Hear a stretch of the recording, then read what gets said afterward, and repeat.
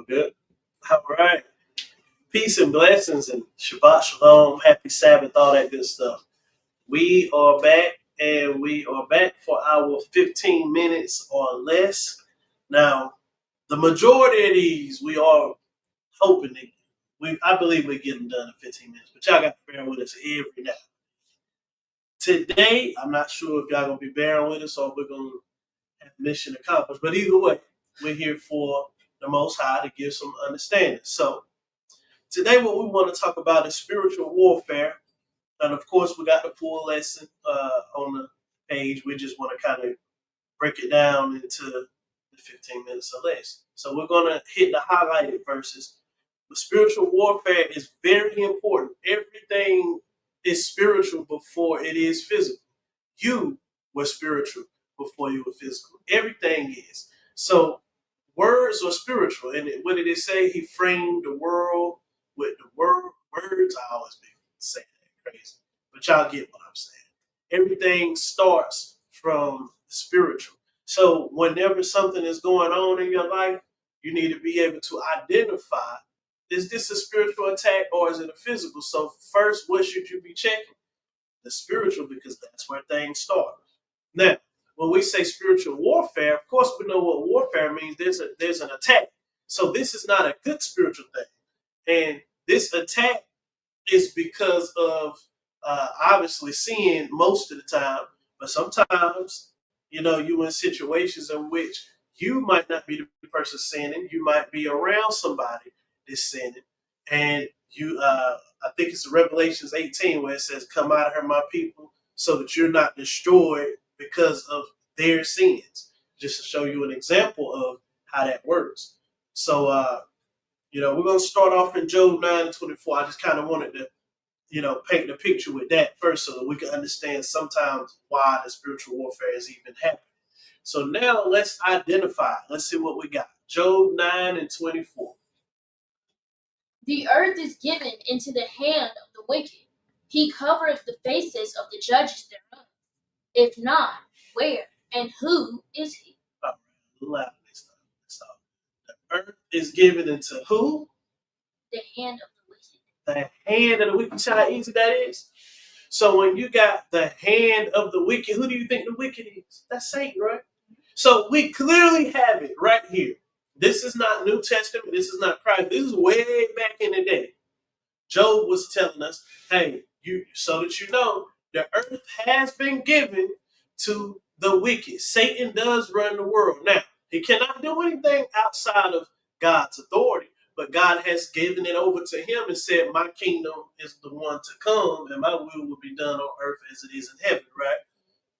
So until he gets down here and run things on earth, who is running things? Satan.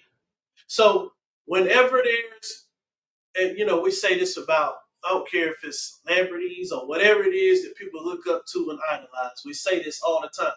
You cannot get but so high without going through Satan. Because we've seen he even offered the same thing to Christ that he offers to most of the people out here as they come up. He said, all these things you can have if you bow down and worship me, right? How was he able to do that? Because the world or the earth was given into his hand. So for him to be able to offer that, he has some sort of power. Let's continue now. Let's get 1 Samuel 16 and 13.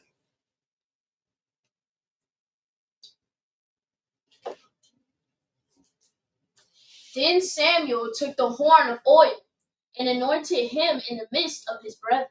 And the Spirit of the Lord came upon David from that day forward. So Samuel rose up and went to Ramah. But the Spirit of the Lord departed from Saul, and the evil spirit from the Lord troubled him. So before we even continue, notice, before the evil spirit troubled him, what happened first? The Spirit departed. There you go. The Spirit of the Lord left. So once you do something that causes the Most High Spirit to leave, you know what's on the way, an evil spirit from the Lord. So notice both of these had to do with the Most High. He said, all right, come on up over here out the way. Move them angels, the good angels out the way and send the bad ones. That's all that's taking place. Go ahead. And Saul's servant said unto him, behold now, for An evil spirit from God troubleth thee. Mm-hmm. Let our Lord now command thy servants, which are before thee, to seek out a man who is a cunning player on a harp. And it shall come to pass, when the evil spirit from God is upon thee, that he shall play with his hand, and thou shalt be well. So he said, listen, it's an evil spirit on you now. You done messed up to the point God removed his angels from covering you and allowed them other angels to come in and do some damage to you. However, it's still hope for you as long as you do what God said. He says, seek out a man who can play a harp, right? Because certain instruments, certain sounds runs those spirits away. So a part of spiritual warfare when you're trying to fight back is music. This is why they target music to your kids in a negative way and not this way. This is why you have certain types of music for certain types of moods. And it may seem fitting or comforting until it's too far. So you have what what we call gangster music growing up. People did all kind of crazy stuff to that, right? Then you had what they call blues. You listen to the blues whenever you was depressed and going through, but guess what? You do that too long, and now you may have a spirit of depression or anxiety. Then we have music that was for praising the Most High. When you're praising the Most High and you are lifting him up, he does the same thing in return. So whenever the Most High is being praised, those fallen angels, Satan and his crew, they don't like that. They're going to get away from that. This is why you have to choose. It's really as simple as that. We're going to stay in 1 Samuel, though. Let's get 18 and 10. That's 1 Samuel 18 and 10. All right. And it came to pass on the morrow that the evil spirit from God came The evil spirit from who? From God. See, spiritual warfare, once again, when them spirits are attacking you, it's because you have messed up with God. Now, let them tell it today. You don't have to keep no laws, commandments. You don't have to do anything. We read it to you why your life can be pretty bad because you have done something and God has said, all right, send the evil spirit from God. Go ahead. Came upon Saul, and he prophesied in the midst of the house. Wait, an evil spirit can cause you to prophesy too? That's a whole nother discussion. Go ahead. And David played with his hand as at other times. We read about other times. And there was a javelin in Saul's hand. Uh-huh. And Saul cast the javelin, for he said, I will smite David even to the wall with it. And David avoided out of his presence twice. So he said, I'm going to kill him. That evil spirit came on him and he decided to kill. So you see, whenever you are so angry that you want to kill, where is this evil spirit coming from? The Lord. Why? Because you have done something to get out of the presence of the Lord. Because the Lord preaches forgiveness. Go ahead. And Saul was afraid of David because the Lord was with him and was departed from Saul. So Saul, that spirit on Saul is what was afraid of David because he understood. He said because the Lord was with him. So he understood, wait a minute, that spirit that I once had with me has left me and now is with David. So now I am afraid. Go ahead. Therefore, Saul removed. Mm-hmm. Therefore, Saul removed from him and made him his captain over 1,000. And he went out and came and before the people. So he said, look, he said he removed him from him. So he got him away from him and just promoted him as a captain so he wouldn't have to deal with him no more. Go ahead. And David behaved himself wisely in all his ways, and the Lord was with him. Wherefore, when Saul saw that he behaved himself very wisely, he was afraid of him. But all Israel and Judah loved David. No, we can stop right there. So basically we see Saul got to the point, not only did he recognize the power of God on David, he feared it. He feared it. He feared God through David because he feared David because he saw the Lord was with him and said, look, just keep him away from me because I can't do nothing with him.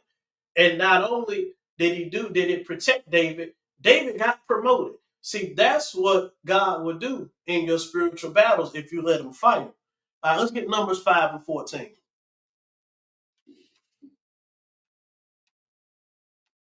That's Numbers chapter 5, verse 14. All right. And the spirit of jealousy come upon him, and he be jealous of his wife, and she be defiled. Or if the spirit of jealousy come upon him, and he be jealous of his wife, and she be not defiled. All right, so we're talking about a man being jealous. He's trying to figure out if his wife cheated or not, and that spirit of jealousy came on him, whether she was innocent or guilty. So now we don't even got to continue to read this. I just wanted to show you how spiritual warfare works. When you are being attacked, there are different types of spirit. You have a spirit of jealousy. This is why we call it spiritual warfare, because that's what you are combating or fighting. So you got to identify what it is that you're up against. You can't just call it all the same. Oh, it's just some spiritual battles. You better start figuring out spiritual battle against what? Against who? Oh, this is a spirit of jealousy. If that didn't matter, the Bible would not have told you what it was. It just would have said when the spirit come on a man and he feel like his wife has been defiled. But it didn't say it that way. It said when the spirit of jealousy come on him and he be jealous of his wife. Because there's a super, super thin line with a lot of these things, especially when you're talking about anger, you talk about jealousy. God was jealous, right? Mm-hmm. But did he operate in wickedness? No, he did not, because there's a thin line. And a lot of times we are not equipped to play around with that line. So it's better to just leave things alone a lot of times and deal with the Most High and let him deal with it. But whenever something is coming against you, you need to identify it so that you can know what spirit to cast down. Let's get Psalms 51 and 10. That's Psalms chapter 51, verse 10. All right. Create in me a clean heart, O God, and renew a right spirit within me. So you got to identify when there's a wrong spirit within you. He said, create in me a clean heart, which means you got to identify within yourself that your heart is unclean. And then you got to say, I need to get this spirit off of me. See, when you can't even identify the spirit on yourself, how can you do anything in a spiritual battle? How can you identify what you're up against? You don't even know when you have a spirit that's attacking you, or you won't be real with yourself. Let's get Mark 3 and 23.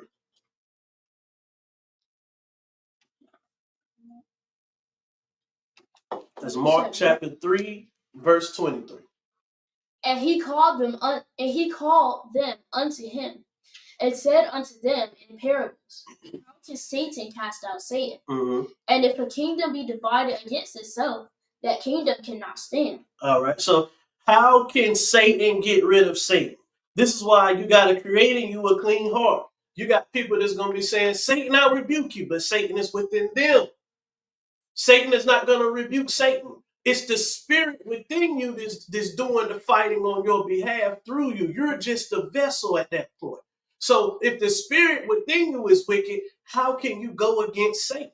The only thing you can do is clean up your own ways in your own heart, renew the spirit within you through this word and the power of the Most High, and then go to war. All right?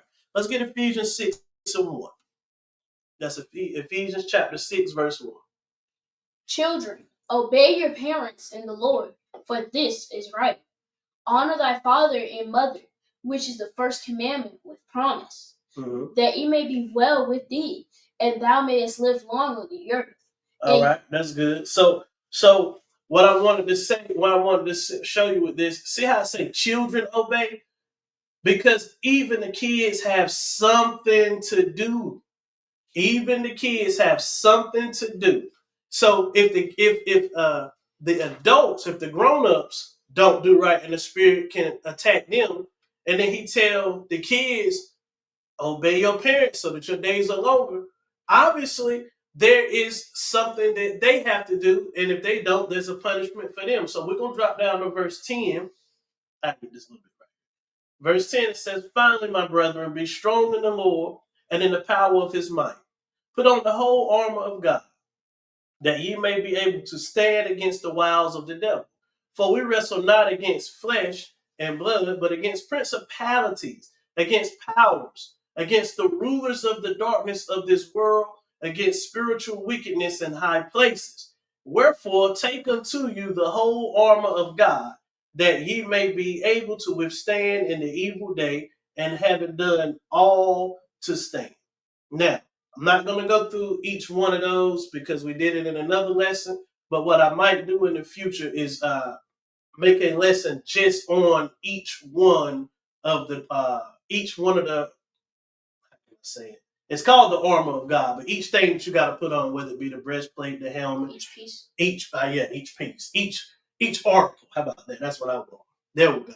Okay, yeah. Artifact. No article. Article something that should be. No, that's something different too. That's you got two types of article, but I think anyway. But we'll Google that. We'll figure that part out. But whatever it is, put it on. Put it on.